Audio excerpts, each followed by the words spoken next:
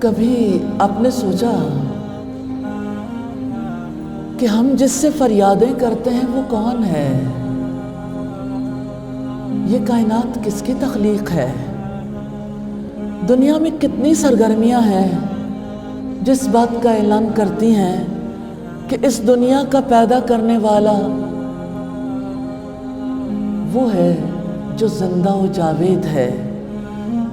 اوپر نظریں اٹھائیں، خلا کی وسعتیں اس حقیقت کو ظاہر کرتی ہیں کہ اس کائنات کا خالق ایک لامحدود ہستی ہے۔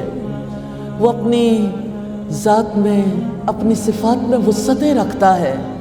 سورج آنکھیں کھولتا ہے تو سب چھپی ہوئی چیزیں دکھائی دینے لگتی ہیں، جو اس چیز کا اظہار کرتی ہیں کہ سورج کا پیدا کرنے والا اپنی آنکھوں سے سارے جہان کو دیکھتا ہے۔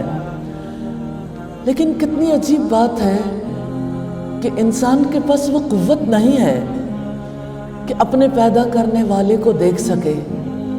اسی وجہ سے تو انسان غیروں کو معبود بنا لیتا ہے، کبھی مخلوق کو، کبھی زندہ مخلوق کو، کبھی بے جان چیزوں کو اپنا الہ، اپنا معبود بنا لیتا ہے۔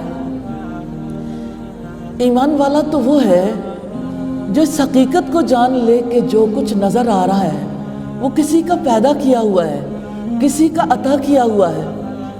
اور ایمان والا تو وہ ہے جو مخلوق کو دیکھ کر خالق کو پالے اور اسے اپنا سب کچھ بنا لے اور اپنے جذبات اس پر نچھاور کر دے۔ ایمان والا تو وہ ہے جو پھولوں کی مہک میں اپنے پیدا کرنے والے کی خوشبو کو پالے، وہ سورج کی روشنی میں اپنے پیدا کرنے والے کے نور کو پالے۔ ایمان والے میں اور ایمان کے بغیر مومن اور غیر مومن میں فرق یہ ہے کہ جس کا ایمان نہیں ہوتا اس کی نظریں اللہ تعالیٰ کے ماں سوا، خالق کے علاوہ مخلوق میں اٹک جاتی ہیں، اور مومن کی نظریں مخلوق سے گزر کر خالق تک پہنچ جاتی ہیں۔ وہ جو کچھ دیکھتا ہے اس کے پار پیدا کرنے والے کو دیکھ لیتا ہے۔ جو ایمان نہیں رکھتا مخلوق کے حسن میں گم ہو جاتا ہے، اور مومن مخلوق میں خالق کے حسن کو دیکھ لیتا ہے اور اپنے آپ کو خالق کے آگے بچھا دیتا ہے۔ حقیقت یہ ہے کہ انسان کے اندر تلاش کا لامتناہی جذبہ ہے، جس کے تحت وہ ہمیشہ تلاش میں رہتا ہے۔ جس کو اس نے نہیں پایا اس کی کوئی کامیابی اس کو مستقل مطمئن نہیں کرتی، اس کی کوئی ناکامی اس کی تلاش کو ہمیشہ کے لیے ختم نہیں کرتی۔ یہ تلاش، یہ طلب اپنے معبود کی طلب ہے، اپنے خالق کی، اپنے رب کی طلب ہے، جس کو پانے کے لیے انسان بے قرار رہتا ہے۔ اس دنیا میں انسان کو جس کی تلاش ہے وہ اس کا خالق، اس کا مالک، اس کا رب ہے۔ انسان کی سب سے بڑی کامیابی یہ ہے کہ وہ اپنے پاس اپنے رب کی موجودگی کو محسوس کر لے۔ اگر انسان کا احساس زندہ ہو تو وہ درختوں کی ہریالی میں، چھن چھن کر آتی چاند کی چاندنی میں، سورج کی سنہری کرنوں میں، ہواؤں کے لطیف جھونکوں میں اپنے رب کی موجودگی کو محسوس کر لیتا ہے۔ وہ ربانی تجربہ کر لے تو زمین پر سر رکھتے ہوئے اسے محسوس ہوگا کہ اس نے اپنے رب کے قدموں میں سر رکھ دیا ہے۔ ہاں، جو اپنے رب کو کبھی سورج کی کرنوں میں، کبھی چاند کی چاندنی میں، کبھی خوشبوؤں میں، کبھی ذائقوں میں پا لیتا ہے،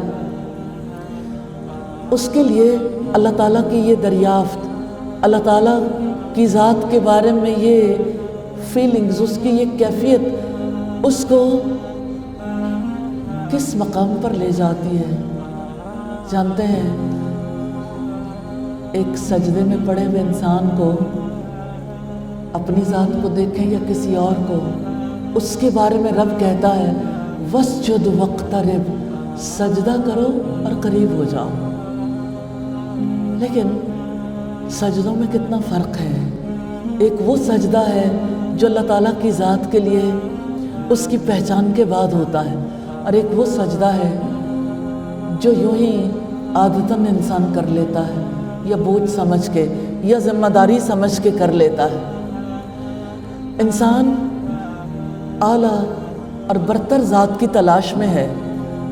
انسان کے اندر کمیاں ہیں، احتیاج ہے، انسان ضرورت مند ہے، اور وہ رب ہے جو انسان کی کمیوں کی تلافی کر سکتا ہے، اور اسماء حسنی اسی کا جواب ہے۔